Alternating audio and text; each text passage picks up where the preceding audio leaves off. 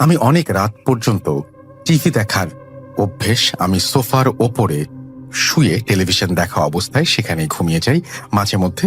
এবং বলে রাখা ভালো যে আমার ফ্যামিলিতে শুধুমাত্র আমার মা, আমার ছোট বোন এবং আমি থাকি। আমার বাসার পাশে আমার বড় কাকার বাড়ি, সেখানে শুধুমাত্র আমার কাকি এবং কাকা থাকে। আমার চাচাতো ভাই বোনেরা সবাই বাইরে থাকে। সেদিন রাতে আমি আমার ব্যবসার কাজ শেষ করে প্রতিদিনের মতো বাসায় খাওয়া দাওয়া শেষ করে আমি বসে যাই টেলিভিশনের সামনে। আমাদের টেলিভিশন রুমের পাশেই ছোট্ট একটি রুম আছে। সেই রুমটাতে আমার মা ইবাদত বন্দেগি করেন। আমার মা খুব নামাজি একজন মানুষ, একদিনের জন্য রাত্রে তাহাজ্জুদের নামাজ মিস করেন না। আমি সোফায় শুয়ে থাকা অবস্থায় হালকা হালকা ঘুমে আমি মাকে হেঁটে আমার রুমে আসছে যেন এরকম একটা শব্দ শুনতে পাই। আমি বুঝতে পারি, পরক্ষণে আমার ঘুমটা ভেঙে যায়। আমি খুব ভালো করে লক্ষ্য করে দেখলাম মা আমার সামনে দিয়ে হেঁটে যাওয়ার সময় একটা বড় কালো ছায়া মায়ের পিছু পিছু হাঁটছে। আমি মায়ের নামাজ পড়া রুমটিতে দরজার সামনে গিয়ে দাঁড়িয়ে আছি এবং সেই অবস্থায় আমি যত চিৎকার করার চেষ্টা করছি যে মা তোমার পেছনে ওটা কি, কিন্তু আমার মুখ দিয়ে কেন যেন কোনো শব্দ বের হচ্ছে না। কিছুক্ষণ পর আমি দেখতে পেলাম সেই কালো ছায়াটি একেবারে ভ্যানিশ হয়ে গেল এবং সাথে সাথে আমার মার শরীর স্বাভাবিক হয়ে এলো। আমি সোফা থেকে এক লাফ দিয়ে উঠে মায়ের কাছে গিয়ে মায়ের পায়ের গোড়ায় বসে পড়ে তাকে জড়িয়ে ধরে বলি, মা, তুমি কি কোনো কিছু খেয়াল করনি? আমি তোমাকে অনেক ডাকার চেষ্টা করছিলাম, কিন্তু আমার মুখ দিয়ে কোনো কথা বের হচ্ছিল না। মা আমাকে বলল, বাবা, তুমি এখন গিয়ে ঘুমিয়ে পড়ো। পাশের রুমে তোমার ছোট বোন ঘুমাচ্ছে, ও শুনতে পেলে ভয় পেয়ে যাবে। তোমাকে আমি সকালবেলা সব খুলে বলবো। আমি বুঝতে পারলাম কথা শুনেই যে মাও মনে হয় এসব অনেক আগে থেকে জানতেন, কিন্তু আমাদের কখনোই বলেননি বা বুঝতে দেননি, এই কারণে যেন আমরা হয়তো ভয় পাবো। এই জন্যই আমি আমার রুমে গিয়ে ঘুমিয়ে পড়ি। সকালবেলা ঘুম ভাঙতে অনেক দেরি হয়ে যায়। এর মধ্যে আমি আমার বড় কাকা এবং কাকি এবং আমার মার কথা শুনতে পাচ্ছি। আমাদের খাবার টেবিলে আমি তাড়াতাড়ি ঘুম থেকে উঠে তাদের সাথে গিয়ে বসলাম। গতকাল রাত্রে ঘটে যাওয়া ঘটনাটি আমি আমার মায়ের কাছে জানতে চাইলে মা আমাকে বলে, তোমাদের আমি কখনোই এই ব্যাপারটা বুঝতে দেইনি, কারণ তোমার ছোট বোন এমনিতেই অনেক ভয় পায়। তাই ব্যাপারটি আমি শুধুমাত্র তোমার কাকা এবং কাকির সাথে শেয়ার করি। কিন্তু তোমার কাকা এবং কাকিদের ঘরে একই ঘটনা ঘটে চলেছে। মা আমাকে আরো বলেন, তুমি তো ব্যবসার কাজে প্রায় সময়ই বাসার বাইরে থাকো, কিন্তু তোমার ছোট বোনকে নিয়ে আমি যখন কোনো একটি রুমে থাকি প্রায় সময় শুনতে পাই আমাদের মধ্যে, আমাদের জন্য কোনো রুমগুলোতে কোনো মানুষের মতন কেউ যেন হাঁটছে এবং ফিসফিস করে কথা বলছে। তোমার ছোট বোন আমাকে জিজ্ঞেস করত, মা, আমাদের ঘরের ভেতর মনে হয় কেউ হাঁটা চলা করছে। তোমার ছোট বোনকে আমি বলতাম, আরে এটা মনের ভুল, সারাদিন ভূতের সিনেমা দেখো, সেই জন্য তোমার ভেতর আতঙ্কের সৃষ্টি হয়েছে। মার মুখের কথা শোনার মাঝখান দিয়ে কাকি আমাকে বলে উঠল, তোমাকে আরো বলার ইচ্ছে ছিল, কিন্তু তোমার কাকা আমাকে বলতে দেয়নি। আমাদের ঘরেও আমি একই রকম ঘটনার সম্মুখীন হচ্ছি প্রতিনিয়ত ঘুমাতে যাওয়ার সময়, এবং আমি দেখতে পাই অন্ধকারে ছায়ার মতন কিছু একটা আমার সামনে দাঁড়িয়ে থাকে। আমি যখন জিজ্ঞেস করি কে, নিমেষেই উধাও হয়ে যায়। তোমার কাকা রাতের বেলা ঘরের সামনে কারো কান্নার আওয়াজ শুনতে পায়। দরজা খুলে সামনে গিয়ে দেখে কোনো এক কালো ছায়া একেবারে ঘরের সামনে দাঁড়িয়ে আছে। তোমার কাকার চিৎকারে তোমার আম্মু সহকারে আমরা সবাই বের হয়ে আসি। এসে দেখি তোমার কাকা সেখানে অজ্ঞান হয়ে পড়ে আছে। সেদিন তুমি ব্যবসার কাজে বরিশালে যাওয়ার কারণে বাড়ি ফিরতে পারোনি। আমরা খুব আতঙ্কের ভেতরে ছিলাম সেদিন। আমি এসব কথা শোনার পর বুঝতে পারলাম যে আমাদের দুই পরিবারের ভেতর কোনো এক খারাপ কিছু ঘটতে চলেছে। আমি সাথে সাথে আমাদের মসজিদের ইমাম সাহেবকে ফোন করে আমাদের বাসায় আসার অনুরোধ করলে তিনি চলে আসেন। আমি এবং আমার কাকা হুজুরের সাথে সব ঘটনা খুলে বলার পরে হুজুর কাকাকে বলল, আপনি মনে করে দেখেন তো, আপনাদের বাড়ির আশেপাশে কোন একটি পুরনো শিমুল গাছ ছিল, সেই গাছটি কাটার পর থেকেই এই ঘটনা হচ্ছে কিনা। কাকা হুজুরের কথা শুনে একেবারে অবাক হয়ে যান। হ্যাঁ, আমার তো মনেই ছিল না যে এই শিমুল গাছটি এটা অনেক পুরনো, কিন্তু সেখানে আমাদের বাড়ি তুলতে আমরা বাধ্য হই এবং বাধ্য হয়েই গাছটি কাটতে হয়েছিল। হুজুর বললেন, এই শিমুল গাছটিতেই একটি কালো বদ জিন থাকতো, তার বশত হারিয়ে সে এখন আপনাদের ওপরে অত্যাচার করতে চায়, কিন্তু আপনাদের পরিবারের মহিলাগণ অনেক নামাজি হওয়ায় কোনো ক্ষতি করতে পারছে না। আমি হুজুরকে বললাম, হুজুর এইভাবে তো চলতে পারে না, কখন কি হয়ে যায়, কোনো ব্যবস্থা? হুজুর বললেন, শুক্রবার আসরের নামাজের পরে তোমাদের বাড়ি আমি সব বন্ধ করে দেব ইনশাল্লাহ, আর কোনো সমস্যা হবে না। হুজুরের কথা মতো শুক্রবারে আসরের নামাজের পর হুজুরের সাথে আরো বেশ কিছু লোকজন একত্রে এসে আমাদের বাড়ি আজান দিয়ে বন্ধ করে দেয় ইনশাল্লাহ। তারপর থেকে আজ পর্যন্ত কখনোই কিছু দেখতে হয়নি আমাদের। এই ছিল আমার ঘটনা। আমি কোনোভাবে গুছিয়ে লিখতে পারি না, আপনার পড়তে কষ্ট হবে, তারপরেও আপনি যদি নিজের মুখে পড়ে শোনান আমি খুব খুশি হব। আমার কাছে আরো ঘটনা রয়েছে, আমি আরো ঘটনা পাঠাতে চাই। ভালো থাকবেন, ভূত.com সফল হোক আমি এই কামনা করি। আপনাকেও অনেক অনেক অনেক অনেক ধন্যবাদ আমাদেরকে ঘটনা পাঠানোর জন্য এবং আমাদের সাথে থাকার জন্য। আপনাদের সাথে এই যে আমরা আমাদের কথাগুলো শেয়ার করতে পারছি এবং আপনি আমাদের সাথে কথাগুলো শেয়ার করতে পারছেন, এটা বিরাট ব্যাপার এবং এর জন্যই সারা সপ্তাহ অপেক্ষা, এর জন্যই বারবার ফিরে আসা এবং এইটাই বেঁচে থাকার এক বিরাট প্রেরণা। যতদিন বেঁচে থাকবো ততদিন চাই আপনাদের সাথে থাকতে, আপনাদের এইভাবেই ঘটনা উপহার দিতে, যদি আপনারাও আমার সাথে থাকেন। কারণ আমরা একে অন্যের ওপরে পুরোপুরি নির্ভরশীল, কেউ একা এই কাজটি করতে পারবো না বা করা সম্ভব না। সুতরাং আপনারা যদি সাথে থাকেন তাহলেই বেঁচে থাকবে। চলুন আমরা চলে যাই আমাদের পরের ঘটনায়।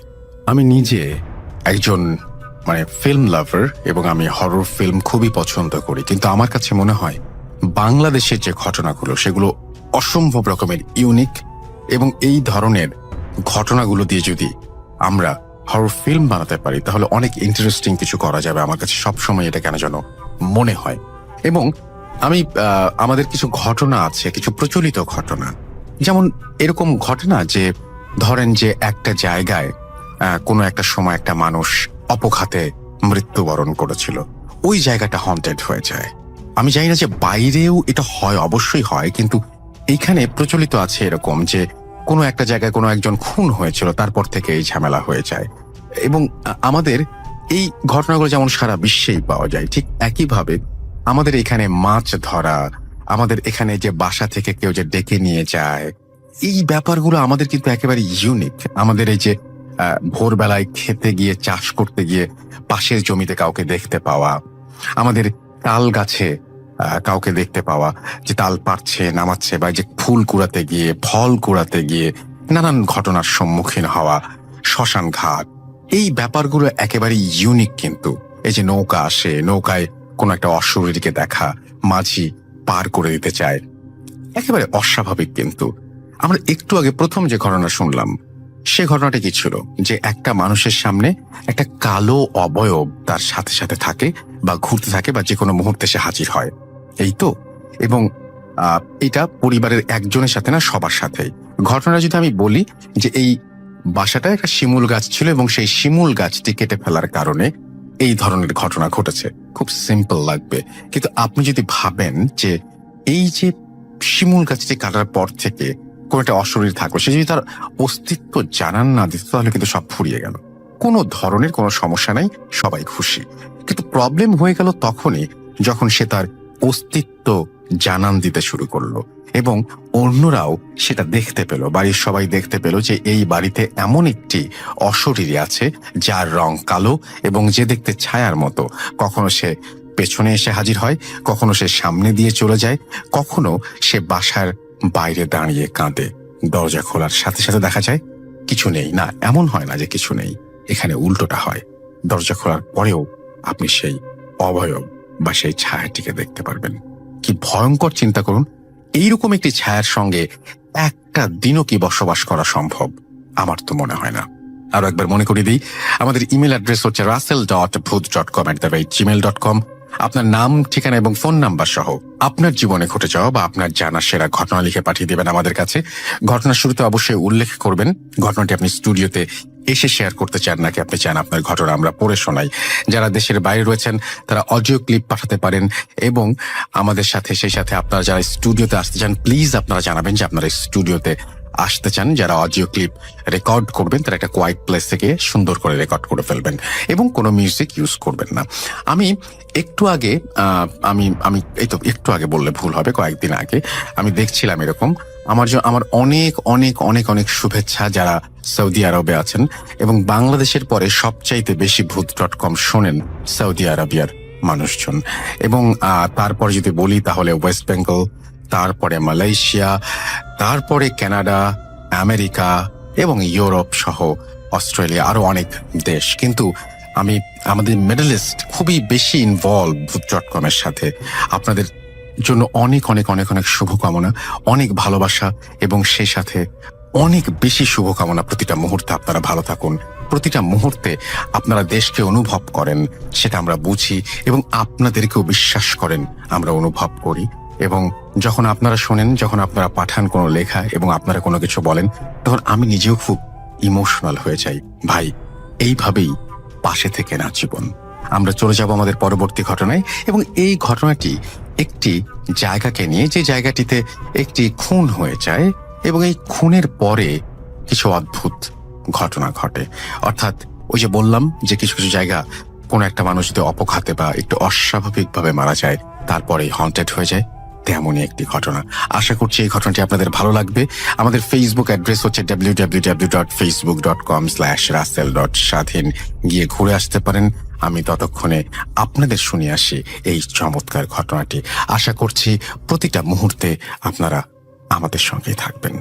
চলুন শুনে আসি আমাদের দ্বিতীয় ঘটনা। আসসালামু আলাইকুম ওয়া রাহমাতুল্লাহ। রাসেল ভাই, কেমন আছেন? জানি আপনি সবসময় ভালো বলেই থাকেন, তারপর জিজ্ঞেস করলো। প্রথমেই আপনাকে ধন্যবাদ জানাই। আপনি অনেক কষ্ট করে এত সুন্দর একটা আয়োজন আমাদেরকে উপহার দেওয়ার জন্য।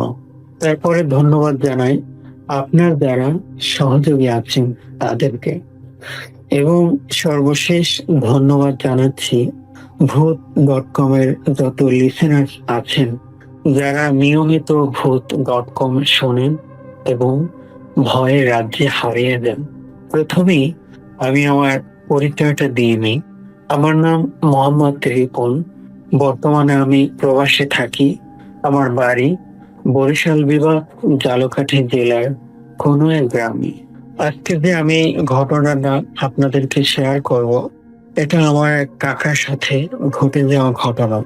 একদিন রাত্রেবেলা এক জায়গায় গিয়েছিলাম, গ্রামের বাড়িতে এক আত্মীয়ের। সেখানে কারেন্ট ছিল না, তো সেখানে বসে কাকার সাথে গল্প গুজব করার ফাঁকে ঘটনাটা কাকা আমার সাথে বলেছিল।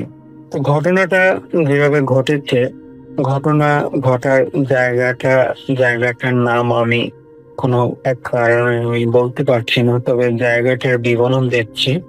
যে গ্রামের বাড়ি এক পাশে খাল আর এক পাশে জঙ্গল, মাঝখান দিয়ে একটা ইটের ছোট রাস্তা। যেখানে কাকার সাথে ঘটনাটা ঘটেছিল সেখানে তার কিছুদিন আগে সেখানে একটা খুন হয়, আর সেই খুনটা হয় অনেক বীভৎস ভাবে।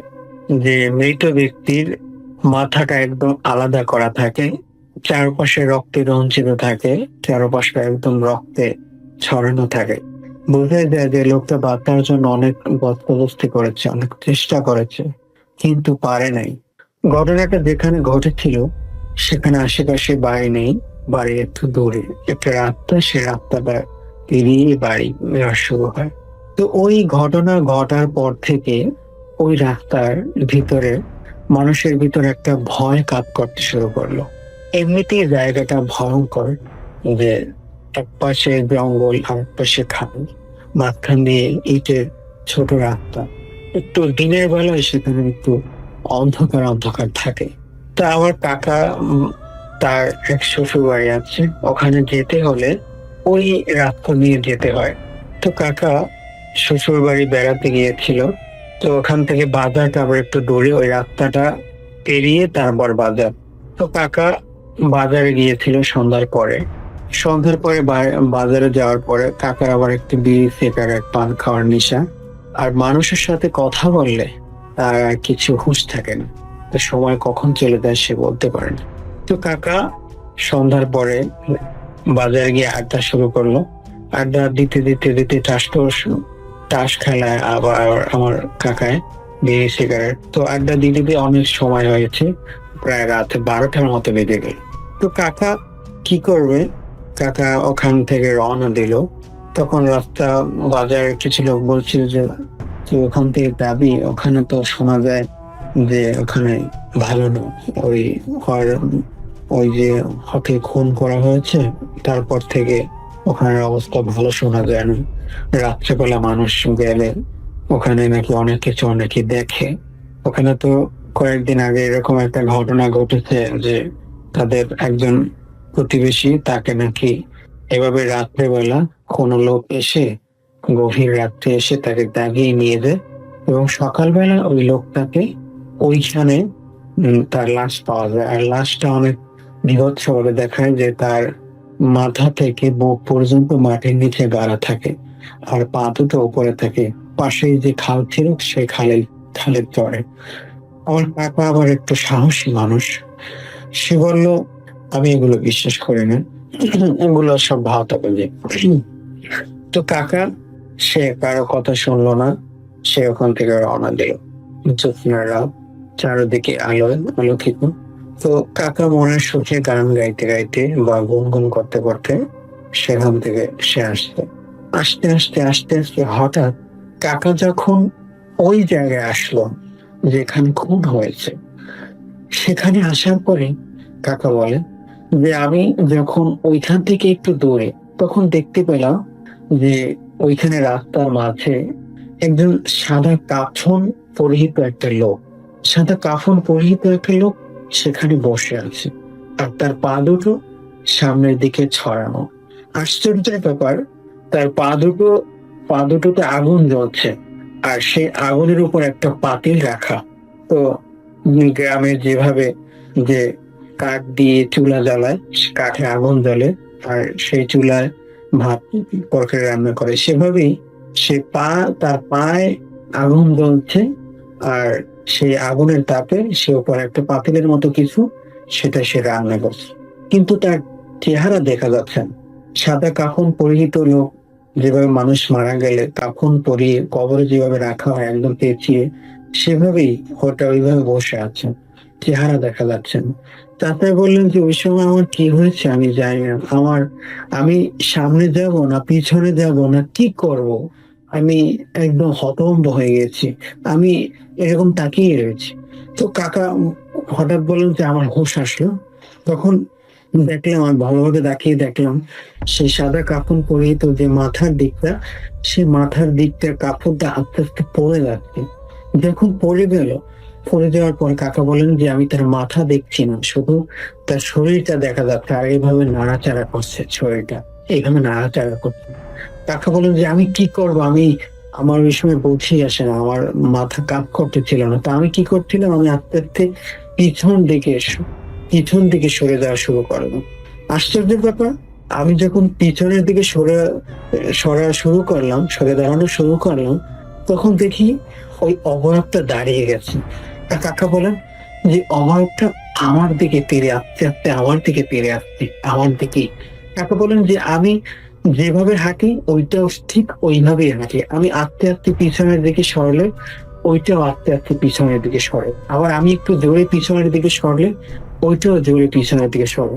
কাকা বলেন যে আমি কি করবো এই মুহূর্তে, গভীর রাত, 12টার রাত, কোনো মানুষকে আপনি পাওয়া যাবে না। আর গ্রামে তো 12টা মানে অনেক রাত, একদিকে খাল আর একদিকে জঙ্গল, পিছনে বাজার আর সামনে তো ওই ভয়ঙ্কর জাতীয় ওইটা।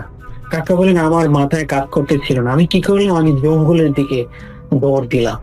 সে দৌড়, আমি দৌড়াচ্ছি আর মাঝে মাঝে পিছনের দিকে তাকাচ্ছি। তো দূরে দেখতে পাই যে বিদ্যুতের আলো যেভাবে চমকায় না, ঠিক সেভাবেই সে অবয়বটা এরকম চমকাচ্ছে দূরে থাকতে। কাকা বলেন আমি দৌড়াচ্ছি তো দৌড়াচ্ছি তো দৌড়েতে কাকা একটা বিলের ভিতর চলে গেল। তো কাকা বলেন আমি যখন বিলের ভিতর চলে গেলাম তখন হঠাৎ সামনে তাকিয়ে দেখলাম আমার সামনে অনেক কবুতর, কবুতরের সারি লাইন ধরে কবুতর ছড়ানো, অনেক কবুতর। আমি যদি ওইটা পেরিয়ে যেতে চাই তাহলে ওই কবুতরের উপর থেকে যাওয়া লাগবে। তখন কাকা বলেন আমি বুঝলাম যে এটা ভালো কিছু না, এটা ওই জাতীয় কিছু।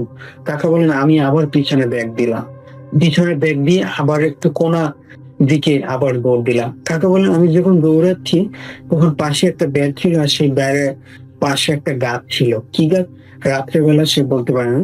তো সে গাছের ডালে হঠাৎ তার চোখ পড়ল, আর দেখে যে সে সাদা কাফন পরিহিত লোকটা সে গাছের ডালে বসে আছে আর এভাবে মাথা নাড়াচ্ছে। কাকা বলেন আমি যে আর কি করব, আমি ওখান থেকে চিৎকার দিতে শুরু করলাম, চিৎকার দিতে শুরু করলাম। মাঝখানে হঠাৎ একটা বের পড়লো। গ্রামে বের বলা হয় যে ছোট মাটি কাটে ছোট এরকম বেড়ের মতো বানায়, সেই একটা বের, আমি সেই বেড়ের ভিতর পড়ে গেলাম। তারপরে আমি তো মনে করছিলাম যে আমি আজকে বাঁচবই না। আমি চিৎকার করতে করতে ওখান থেকে, তো পাশে বাড়ি ছিল, তো তারা দৌড়ে দৌড়ে আসছে, কিন্তু তখন আমার জ্ঞান ছিল না। আমি কোনো মতে সেই বেড থেকে উঠে পাশে বসে রয়েছি। পাশে বসে আমি আর মানে কি করবো আমি জানি না, আমি ওখানে শেষ হয়ে পড়ি, আমার জ্ঞান হারিয়ে ফেলি ওখানে। তো সকালবেলা আমি দেখি যে আমি বাড়িতে, আমার শ্বশুর বাড়িতে সবাই আমার পাশে বসে রয়েছে। তো সবাই জিজ্ঞেস করে যে কি হয়েছে তোর। তখন আমি আমার সাথে যে ঘটনা ঘটেছিল সেটা বললাম। তো রাতুল ভাই কাকা বলেন যে আমি ওই ঘটনার পর থেকে অনেক দিন ভয় ছিলাম। আমি রাত্রে বের হলেই ভয় পেতাম, আর আমার মনে হতো যে ওই অভয়টা আমার সামনে আসছে। এবার অনেক কবিরাজ বা হুজুর দেখি আস্তে আস্তে, কাকা বলেন যে আস্তে আস্তে অনেক দিন পর আমি ঠিক হই। তো রাতুল ভাই এই ছিল আমার ঘটনা। যদি এটা বলার মতো হয় তাহলে এটা বলতে পারবেন। আর রাসেল ভাই আমার নিজের সাথে ঘটনা অনেক ঘটেছে, আমি সুযোগ পেলে সেভাবে সেগুলা বলবো ইনশাআল্লাহ। তো আজকের মতো এখানে রাখি। Tata, bye bye. Spirit, be here with me. কে তুমি? Bhoot.com. The fear returns with Russell. আরো একবার আপনাদের সবাইকে স্বাগত জানাচ্ছি। আমি রাসেল, শুনছেন ভূত.com এবং আশা করছি প্রতিটা মুহূর্তে আমাদের এনজয় করছেন। এইবারের ঘটনাটি আমাদের সেই সব ভাইদের জন্য যারা দেশের বাইরে রয়েছেন। একটু আগে বলছিলাম সৌদি আরবের কথা, সেই সৌদি আরবে রয়েছেন, এবং এই ঘটনাটি শুধুমাত্র আপনাদের উপরে, আপনাদের জন্য আমি উৎসর্গ করছি আপনাদের, এবং আশা করছি যে এইভাবেই আজীবন ভালোবেসে যাবেন, এভাবেই পাশে থাকবেন। আপনারা শুনছেন সবচেয়ে বেশি বাংলাদেশের পরে, আপনারাই সবচেয়ে বেশি শুনছেন যারা মিডল ইস্টে থাকেন। আমি শুধুমাত্র সৌদি আরবের কথাই বলবো না, দুবাই, ওমান, এই সমস্ত জায়গা থেকে, কাতার, এই সমস্ত প্রত্যেকটা জায়গা থেকে এই যে ভালোবাসাগুলো আমরা পাই, এই ভালোবাসার কোনো বিনিময় হয় না, শুধুমাত্র মানুষকে আরো বেশি আবেগী করে তোলে। কখনো কখনো হয়তো আপনি যখন এই ইমেলটা পাঠান আমি ইমোশনাল হয়ে যাই, হয়তো আমার আপনার দুজনেরই চোখের কোণে কখনো কখনো জমে পারি, মনে পড়ে প্রিয় স্বদেশের কথা। আপনাদের এই ভালোবাসার মূল্য হিসেবে এখন এই ঘটনাটি শুধুমাত্র আপনাদের জন্য। আশা করছি ভালো লাগবে। আমি পড়ে শোনাচ্ছি ঘটনাটি। আসসালামু আলাইকুম রাসেল ভাই, আশা করি ভালো আছেন। আমার নাম নাজমুল হাসান, জেলা কুমিল্লা, থানা মুরাদনগর, গ্রাম টনকি, বর্তমানে সৌদি আরব আছি। কিছুদিন আগে আমি একটা ঘটনা পাঠিয়েছিলাম, কারণবশত ঘটনাটি সিলেক্টেড হয়নি, তাই আজকে আমার বন্ধুর কাছে শোনা একটি ঘটনা লিখতে হচ্ছে। আমাকে আমার বন্ধু যেভাবে বলেছে আমি সেভাবে লিসেনারদের সামনে উপস্থাপন করছি।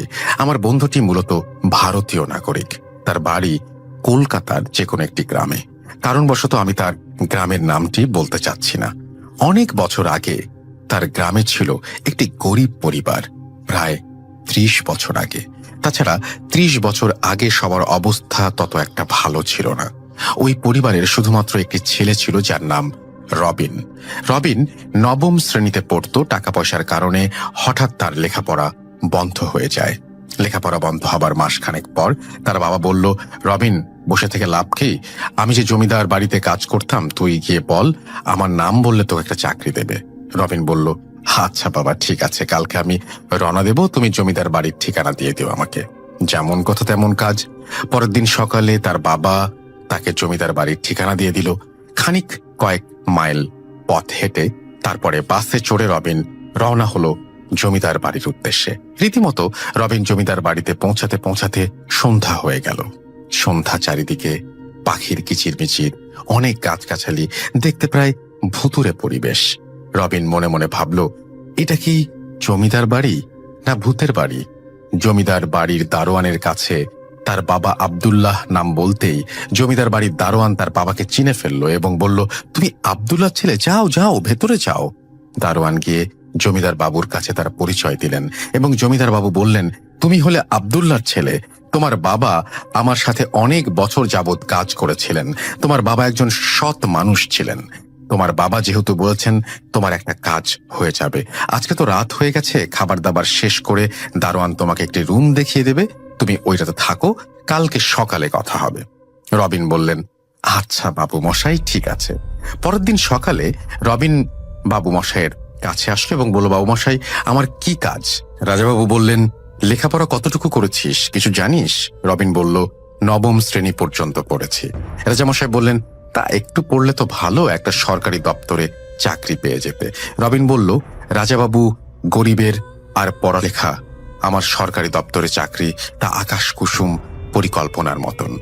আচ্ছা বাবা, ঠিক আছে, তোকে আমি ভালো দেখে একটা স্কুলে ভর্তি করিয়ে দেব, দিনের বেলায় টুকটাক কাজ করবি, রাতে পড়ালেখা করবি। রবিন বলল, তাহলে তো ভালোই হয়। কিছুদিন যাওয়ার পর রবিনকে তার রাজাবাবু একটি স্কুলে ভর্তি করিয়ে দেয়। রাজাবাবুর কথা মতোই দিনের বেলা টুকটাক কাজ করে স্কুলে যায় এবং রাত হলে সে পড়তে বসে। তারপর আর সময়টা ছিল সন্ধে 7টা থেকে 11টা পর্যন্ত। রীতিমতো তার রুটিন সে চালিয়ে যাচ্ছে। হঠাৎ একদিন রাত 10টা বাজে, আকাশে মেঘের ছাপ এবং চারিদিকে বিদ্যুৎ চমকাচ্ছে। রবিন ভাবলেন, দরজা জানালা বন্ধ করে দেই, বাতাসের সঙ্গে ধুলাবালি, হয়তো কখন যেন ধুলাবালি, এবং তারপরে বৃষ্টি এসে পড়ে।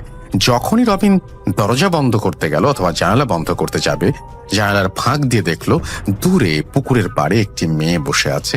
হালকা বিদ্যুৎ চমকানোর কারণে ঝাপসা দেখতে পেল।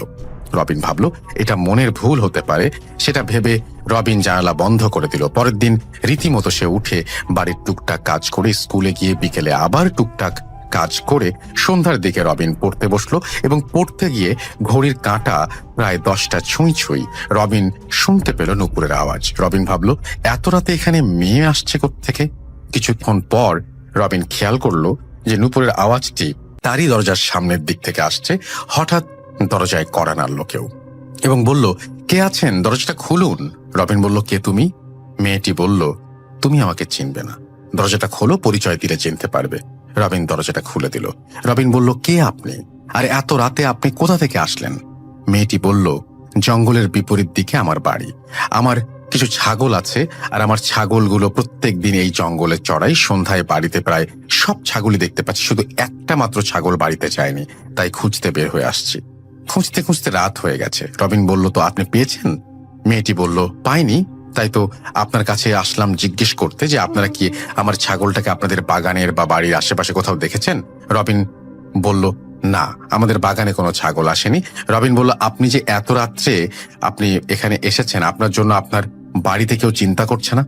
মেয়েটি বলল, না, আমার জন্য চিন্তা করার কেউ নেই, কারণ যে বাড়িতে আমি থাকতাম আমি একাই, আমার আর কেউ নেই। রবিন কথাটি শুনে মনে খুব কষ্ট পেল। ততক্ষণে মেয়েটি বলে উঠল, আজকে আমি যাই, কালকে আসবো। রবিন কিছু বলার আগেই মেয়েটি চলে গেল। রবিন ভাবল, মেয়েটি কালকে আসবে কেন, কি কারণে? তাছাড়া মেয়েটির নাম তো জানা হয়নি। দেখা যাক, কালকে আসলে নাম জানা যাবে। অন্যদিনের মতো রবিন তার দিনের কাজ শেষ করে যখন রাতে পড়তে বসে, তখন ভাবল, আজকে কি মেয়েটি আসবে?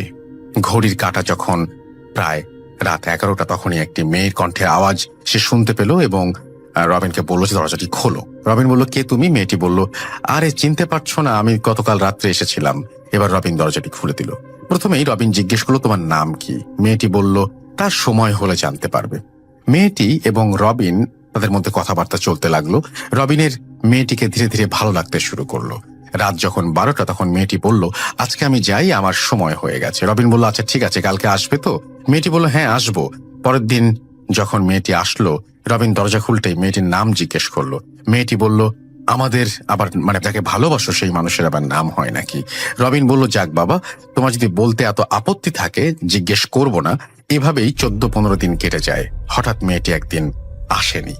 ওই দিন রবিনের মন ছটফট করতে শুরু করলো, আর রবিন নিজেকে প্রশ্ন করতে লাগলো, আজকে কেন আসেনি। এরকম করে আরো একদিন পার হয়ে গেল। রাজাবাবু বললেন, কি রবিন, তোর সবসময় মন মলিন থাকে কেন? বাড়িতে মা বাবার কথা মনে পড়ছে নাকি? রবিন কথাটি লুকানোর জন্য বলল, না বাবু মশাই, লেখাপড়ার একটু চাপ, এই আর কি। তারপরের দিন মেয়েটি আসলো। রবিন বলল, গত 2 দিন তুমি কোথায় ছিলে? তুমি আসোনি, আমার অনেক খারাপ লেগেছে। মেয়েটি বলল, আমি বিশেষ একটা কাজে জড়িয়ে পড়েছিলাম, আগামী 10 দিন আর আসতে পারবো না। তোমাকে বার্তাটি দেওয়ার জন্যই আমি আজকে এসেছি। রবিন বলল, কি বলছো? মেয়েটি বলল, এই কাজটা শেষ হয়ে গেলে আমার আর কোনো কাজ থাকবে না, সারা জীবন তুমি আর আমি একসাথে থাকবো। রবিন বলল, আচ্ছা ঠিক আছে, সারা জীবন থাকতে পারি, 10 দিন কষ্ট করে থাকতে পারবো তাহলে। এই 10 দিনে রবিনের হাল অবস্থা অনেক খারাপ হয়ে যায়। বাবুমশাই রবিনের অবস্থা দেখে ভালো একটি ডাক্তার দেখালো। ডাক্তার বললেন, তার সমস্যা কি? বাবুমশাই বললেন, কোনো কিছু খেতে চায় না, রাতে ঘুমাতেও চায় না। ডাক্তার টেস্ট করে দেখলো সবকিছু ঠিক আছে, তবে রবিন খুব দুর্বল। ডাক্তার কোনো রোগের সমাধান না পেয়ে বলল, আপনি রবিনকে ভালো একজন কবিরাজ দেখান। যদিও এটা আমার মুখে বেমানান, তারপরও আপনি আমার কাছের মানুষ, তাই বললাম। আর নতুবা ওনার গ্রামের বাড়ি পাঠিয়ে দিন, ওনার যা অবস্থা উনি বেশি দিন বাঁচতে পারবেন না। বাবুমশাই পরের দিনই একজন দারোয়ানকে সঙ্গে করে রবিনকে তার গ্রামের বাড়ি পাঠিয়ে দিল, এবং দারোয়ান বিস্তারিত তার বাবা মাকে বলে দিল সে খাবার দাবার খায় না, ঘুমায় না। বাবুমশাই বলছেন ভালো একজন কবিরাজ দেখাতে। রবিনের হাল অবস্থা দেখে তার মা কান্নায় ভেঙে পড়লেন। তিনি রবিনের বাবাকে দোষারোপ করতে লাগলেন, কেন পাঠিয়েছিলে ওই জমিদার বাড়িতে? যদি না পাঠাতে তাহলে আজকে আমার এই দিন দেখতে হতো না। রবিনের বাবাও ভেঙে পড়েন, কি আর করার, পুরুষ মানুষ শক্ত না হয়ে পারেন না। রবিনের বাবা বললেন, চুপ করো, আমি যাচ্ছি কবিরাজের বাড়ি, দেখে কিছু একটা ব্যবস্থা করা যায় কিনা। দৌড়ে গিয়ে রবিনের বাবা কবিরাজের বাড়ির সামনে কবিরাজকে দেখতে পেলেন। কবিরাজ বললেন, কি হয়েছে আব্দুল্লাহ, এত দৌড় দিয়ে আসছো কেন? আব্দুল্লাহ বললেন, আগে চলেন আমার বাড়ি, আমার ছেলের অবস্থা খুব খারাপ। আব্দুল্লাহ তার সঙ্গে করে কবিরাজকে তার বাড়ি নিয়ে গেল। কবিরাজ আব্দুল্লাহকে দেখে বললেন, মায়ানি ধরেছে। আব্দুল্লাহ বললেন, মায়ানি কি? কবিরাজ বললেন, ছেলে হলে মেয়ের চেহারায় আসে, আর মেয়ে হলে ছেলের চেহারা ধরে আসে এবং জাদুটোনায় তাকে বশ করে। আব্দুল্লাহ বললেন, কবিরাজ মশাই, তুমি একটা বিহিত করো। কবিরাজ বললেন, আগে তার মুখ থেকে সবকিছু শুনতে হবে, তার সাথে কি কি ঘটেছিল। রবিন এতই অসুস্থ যে জোরে কথা বলতে পারছিল না। কবিরাজ কোন রকম তার কথাগুলো শোনেন, তারপর বললেন, আমি দেখি শনিবারে কি করা যায়। আব্দুল্লাহ বললেন, শনিবার আরো 2 দিন বাকি, আজকে কিছু করা যায় না? কবিরাজ বললেন, আমি যা জানি আমার মতো করে করতে দাও, এত উতলা হয়েও না। 2 দিন পর কবিরাজ আব্দুল্লাহর বাড়িতে আসলো, সঙ্গে কিছু পশু পাখির হাড়, কিছু সাদা কাপড়, কিছু রং বেরঙের মোমবাতি, আরো কত কি নিয়ে আসলো। তারপর কবিরাজ মশাই ধ্যানে বসলেন এবং ধ্যান থেকে বের হবার পরে বললেন, তোমার ছেলেকে বাঁচানো মুশকিল। আব্দুল্লাহ বললেন, কেন? তুমি না কবিরাজ, তোমার কাছে একটা বিহিত হওয়ার কথা। কবিরাজ বললেন, সবকিছুর সমাধান এত সহজ নয়। তোমার ছেলে 1 মাসের মধ্যে মারা যাবে, আর তুমি যদি চাও তোমার ছেলের একটাই পথ আছে। আব্দুল্লাহ বলেন, আমার ছেলের জন্য যা কিছু করা দরকার আমি করতে রাজি। কবিরাজ বললেন, তুমি না তোমার ছেলেকে দিয়ে করাতে হবে সেটা। যদি সে ঠিকঠাক মতো করে করতে পারে তাহলে সে বেঁচে যাবে, আর যদি ভয় পায় বা অন্য কিছু হয়ে যায় তাহলে আমার দোষ দিতে পারবে না। আব্দুল্লাহ বললেন, দেখি কালকে চিন্তা করে বলবো আপনাকে। কবিরাজ বলল, এই পানি পড়াটা ওকে 3 বেলা খাইয়ে দিও, কিছুটা সে শক্তি পাবে আর নিজে চলতে পারবে। পরের দিন তোমরা ভেবে চিন্তে আমার কাছে এসে বলো, কারণ পানি পড়া আর যাই দেই না কেন তোমার ছেলেকে 1 মাসের বেশি বাঁচাতে পারবো না। পরের দিন আব্দুল্লাহ রাত ভর চিন্তা করলো, 1 মাস পর ছেলে এমনিতে হারিয়ে যাবে, তার চেয়ে ভালো একটা চেষ্টা করে দেখা যাক। পরদিন আব্দুল্লাহ কবিরাজের বাড়িতে গেলেন এবং বললেন, আপনি যা বলেন তাতে আমরা রাজি, খেয়াল রাখবেন আমার ছেলে যেন কোনো ক্ষতি না হয়। কবিরাজ বললেন, আরে সেটা তোমার ভাবতে হবে না, তোমার ছেলেকে যদি বাঁচিয়ে তুলি তাহলে আমারও একটা নাম হবে।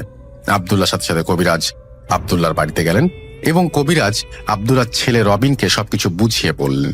কবিরাজ বলেন, দেখো বাবা, আমি যেভাবে বলছি সেভাবে করবে। তুমি রাজাবাবুর বাড়িতে যাবে এবং ও যেদিন ওই মেয়েটি আসবে তুমি মেয়েটিকে বলবে তুমি না কিছুক্ষণ আগে এসেছিলে, এখন আবার আসলে কেন?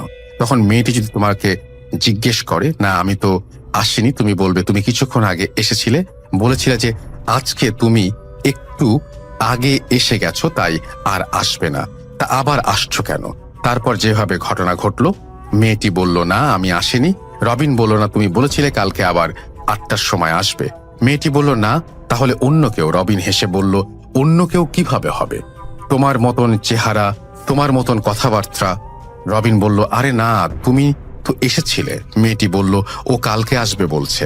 রবিন বলল, তুমি তো বললে কালকে আবার 8টার সময় আসবে। মেয়েটি বলল, বুঝেছি, এটা অন্য কেউ তোমার উপর নজর দিয়েছে।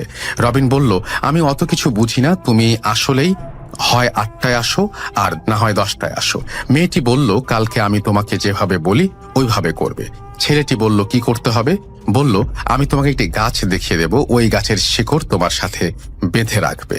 যতক্ষণ ওই গাছের শিকড় তোমার সাথে আছে মেয়েটি ততক্ষণ তোমার কাছে আসতে পারবে না, আর রাত্রে যখন 11টা হয়ে যাবে তখন ওইটা খুলে তুমি তোমার বাড়ির একপাশে রেখে দেবে, আর আমি চলে গেলে আবার পড়ে নিও। রবিন বলল, আচ্ছা ঠিক আছে। পরের দিন রাতে যখন রাত 10টা বাজে, কবিরাজ কথা অনুযায়ী রবিন অপেক্ষা করতে লাগলো মেয়েটির জন্য, এবং রাত 11টার সময় মেয়েটি আসলো। বলল, রবিন আজকে কি ওই মেয়েটি এসেছে? রবিন বলল, ওই মেয়েটা আবার কি? তুমি তো কিছুক্ষণ আগে এসেছিলে। মেয়েটি বলল, যতক্ষণ না তোমার ওই গাছের শেকড় তোমাকে পরিয়ে দিচ্ছি ততক্ষণ মেয়েটি তোমার পিছু ছাড়বে না। রবিন বলল, তুমি আমার সাথে যাবে তো? মেয়েটি বলল, আমি তোমাকে গাছ পর্যন্ত পৌঁছে দেব, গাছ থেকে আমি খানিকটা দূরে থাকবো, কারণ ওই গাছের কাছে আমিও যেতে পারি না। রবিন কবিরাজের কথা মতো অভিনয় করে বলল যে, তাহলে তোমার সাথে আমি দেখা করব কিভাবে? তুমি তো আমার কাছে আসতে পারো, নাও আসতে পারো।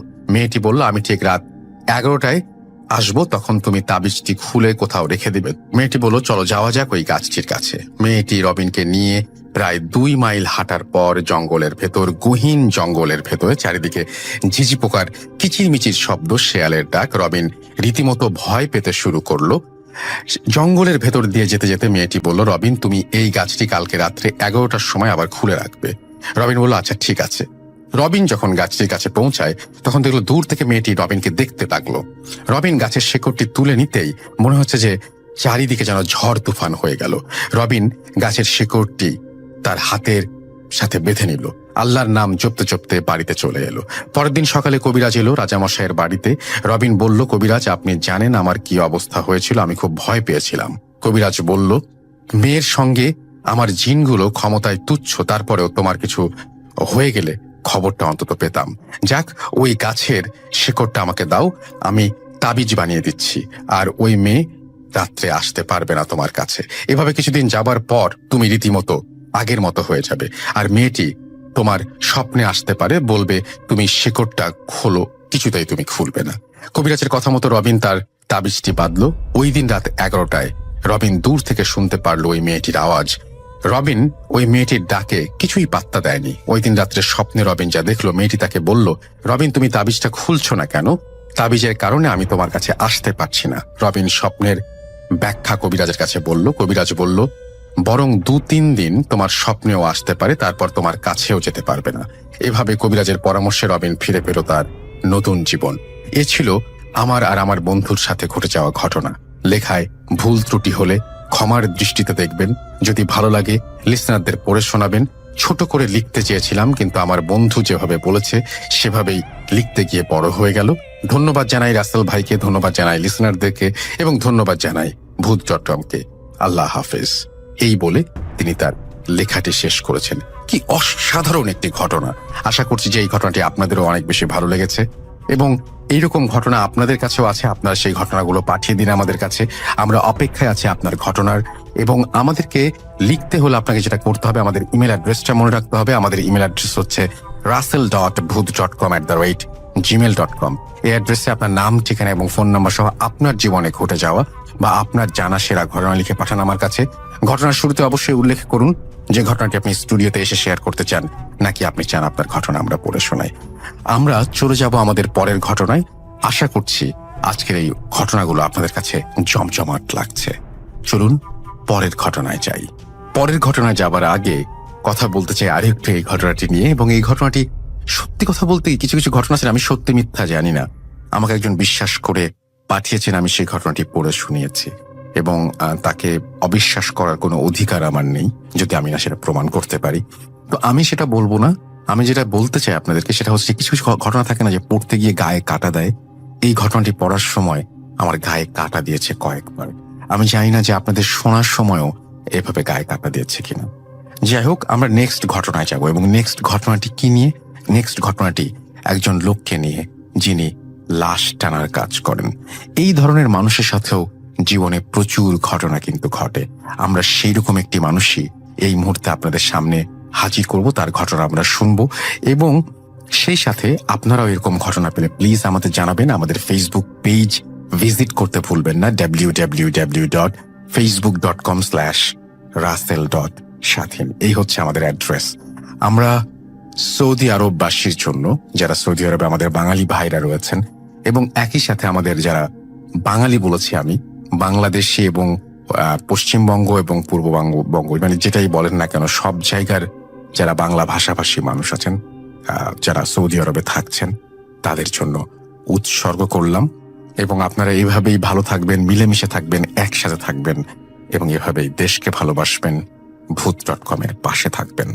আমি খুবই খুশি যে যখন আপনারা দেশীয় সংস্কৃতি, দেশীয় রীতিনীতি, রেওয়াজ এগুলো মিস করেন এবং এগুলোর সাথে একাত্ম হতে চান, তখন ভূত.com একটা প্ল্যাটফর্ম, যে প্ল্যাটফর্ম আপনাদের সামনে, আপনাদের সাথে একটা দারুণ, মানে এই এলাকার একদম সংস্কৃতির সাথে উঠে থাকা বা মিশে থাকা, এবং একেবারে মানুষের মুখে মুখে প্রচলিত এরকম, এবং সেই সাথে এখানকার সাধারণ মানুষ লিখছেন এই সমস্ত ঘটনাগুলো আপনাদের কাছে পৌঁছে দিতে পারছি, আলহামদুলিল্লাহ।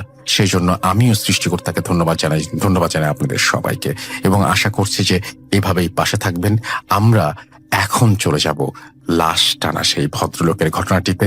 আশা করছি এই ঘটনাটি আপনারা এনজয় করবেন। যদি একটু আপনাদের আনন্দ দিতে পারি, তাহলে আমার সমস্ত কষ্ট সার্থক হবে, ভালো লাগবে আমাদের প্রতিটা মুহূর্ত। চলুন শুনে আসি আরো একটি ঘটনা, লাশ টানার ঘটনা। আসসালামু আলাইকুম রাসেল ভাই, আশা করি ভালো আছেন। আমি মোহাম্মদ তরিকুল ইসলাম তপু, জামালপুর জেলা মেলান্দ থানা মল্লিকাডাঙ্গা গ্রাম থেকে বলছি। আমি পেশায় একজন ওয়ার্কার। তো আমি অনেকদিন যাবতীয় ভূত আমি শুনি, 2010 সাল থেকে ভূত আমি শুনি। তো কোনো সময় ঘটনা পাঠাই নেই, কিংবা পাঠানোর মতো ইচ্ছাও করি নেই, খালি শুনতামই। তো আজ হঠাৎ করে পাঠানোর খুব ইচ্ছা হলো, একটা ঘটনা পাঠাই। তো ঘটনাটা হচ্ছে, আমাদের মেলান্দ থানা যিনি আর কি লাশ টানেন, সুইসাইড মার্ডার কেসে লাশ টানেন, ওনাকে নিয়ে। তো ওনার বাড়ি আমাদের পাশের গ্রামেই। ওনাকে আমি বললি যে আপনি তো অনেক লাশ টানেন, তো আপনার সাথে অবশ্যই কিছু না কিছু ঘটনা আছে, যদি আমার সাথে একটা ঘটনা শেয়ার করতেন আমি ভূত.com এ শেয়ার করবো। সে বলছে হ্যাঁ শেয়ার করতে পারো, কোনো সমস্যা নেই, তার কোনো আপত্তি নেই। তার জন্য আমি ঘটনাটা শেয়ার করছি। তো ওনার নাম মোহাম্মদ সুরুজ, আমরা সবাই ওনাকে লাশ টানা সুরুজ বলেই চিনি। তো মেলান্দ থানা যতগুলো লাশ আছে সব কিন্তু উনিই টানেন। সেই মোতাবেক তার কাছে একদিন খবর আসে যে এক গ্রামে, আমাদের থানা থেকে দূরে, শেষের দিকে আর কি, অন্য থানার আগে আর কি, আমাদের থানার ভিতরে অনেক দূরে একটা লাশ আছে, যে লাশটা কিনা আপনার গর্ভবতী একজন মহিলার, সাথে বাচ্চাও আছে, বাচ্চা এবং মা দুজনই আর কি ডেড।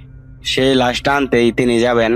তো তিনি যাওয়ার পরে দেখতেছেন লাশের কাছে কোনো লোকজনই নাই তেমন, রক্তে পুরা মেঝেটা ভিজে আছে, বাচ্চাটা একটা সাইডে পড়ে আছে আর মাটা এক সাইডে পড়ে আছে। তিনি তার লাশ তোলা ব্যাগের ভিতরে তার মাকে তুলেন, বাচ্চাটাকে আপনার একটা কাপড় দিয়ে আর কি পেঁচায় ভ্যানের ভিতরে তুলেন।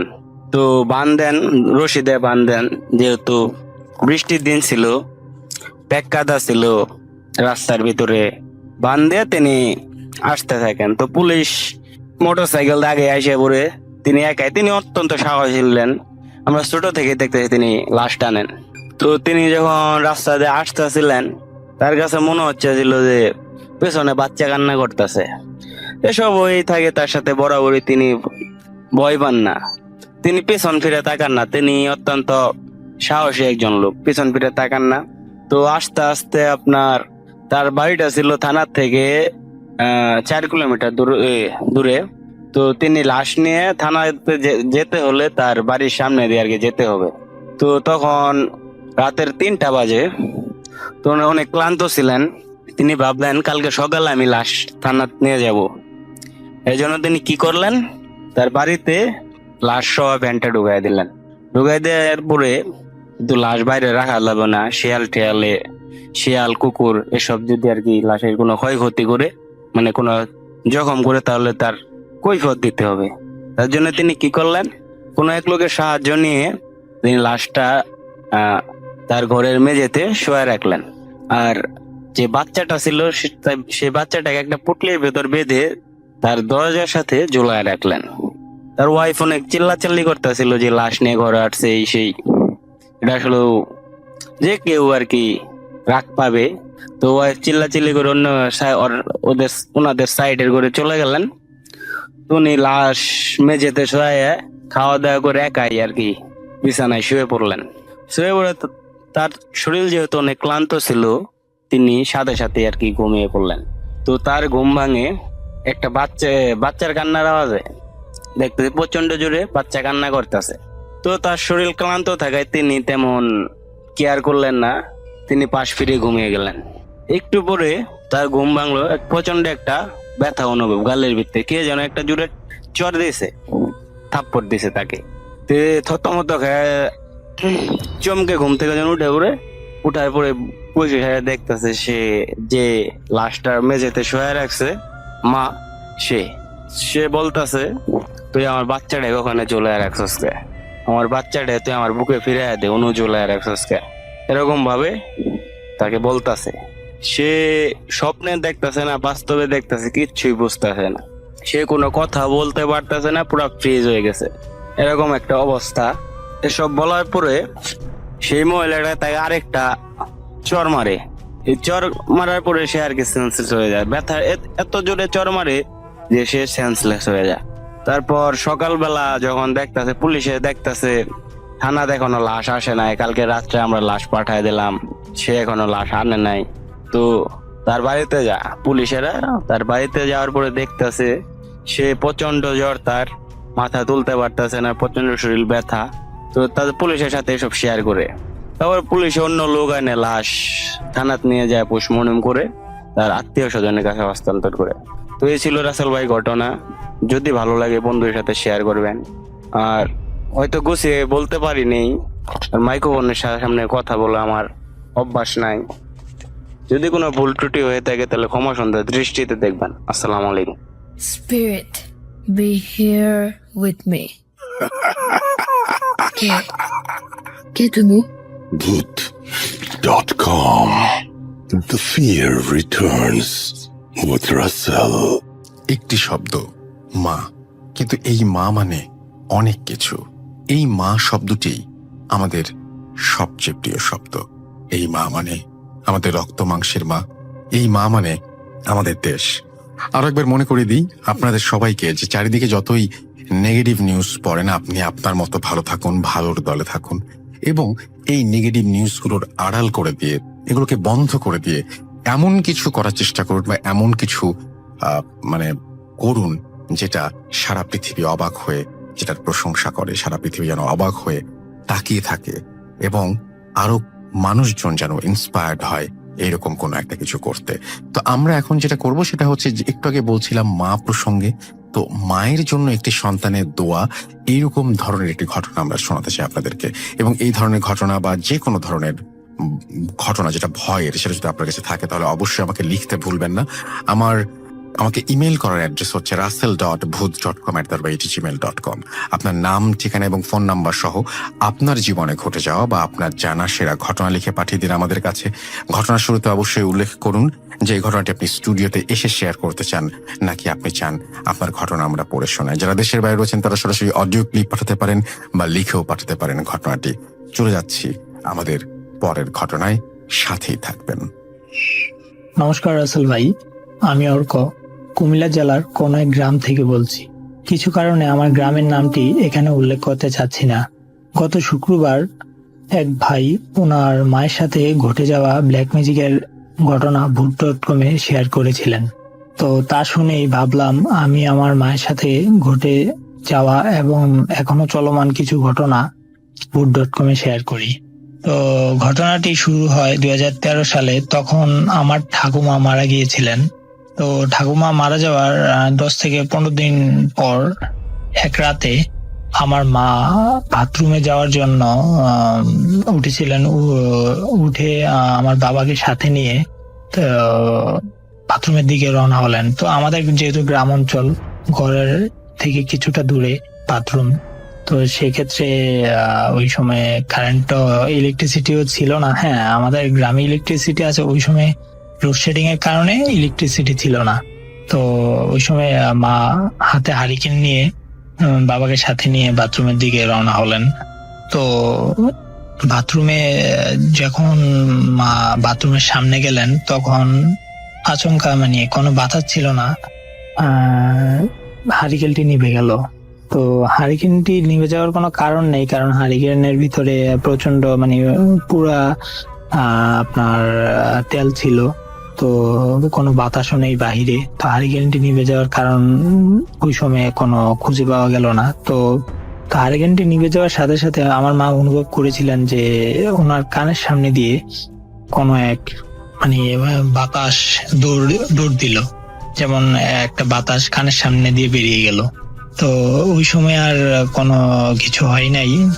তো ওই সময় আর কিছু না ভেবে তো ঘরে চলে এলেন। তো ঘটনাটি শুরু হয় এর 2-3 মাস পরে থেকে।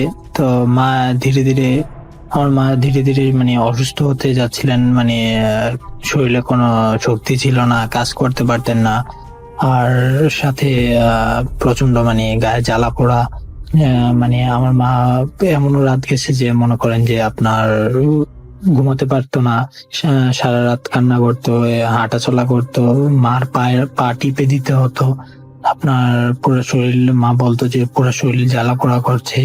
তো আমরা বিষয়টা বুঝতে পারি। তো তবুও আমরা প্রথমে ডাক্তারের কাছে যাই। তো ডাক্তারের কোনো সলিউশন দিতে পারছিল না। তো পরে দিয়ে আমরা এক কবিরাজের কাছে যাই। তো একটি না, আপনার 2-3টা কবিরাজের কাছেই যাই। তো সবাই বলছিল যে মাকে ব্ল্যাক ম্যাজিক করা হয়েছে। তো পরে দিয়ে আমরা কবিরাজ ধরাতে, তো বিষয়টা আপনার ওই সময়ে কবিরাজের উসুলায় আমার মা বেঁচে যায়। তো এখন কিছুদিন ধরে আমার মায়ের সাথে মানে কিছু ঘটনা, মানে আগে যে সিমটম গুলো ছিল, মানে যেমন সাপোজ ধরেন আপনার গায়ে জ্বালা পোড়া, আপনার এই মানে কাজ করতে না পারা, এরকম সিমটম গুলা কিছুদিন ধরে আবার মানে শুরু হয়েছে। তো আপনার গত 2 দিন আগে আবার কবিরাজের কাছে নিয়ে যাওয়াতে তো উনি বললেন যে আবার মাকে মানে বান মারা হয়েছে, মানে যেটাকে বলা হয় ব্ল্যাক ম্যাজিক।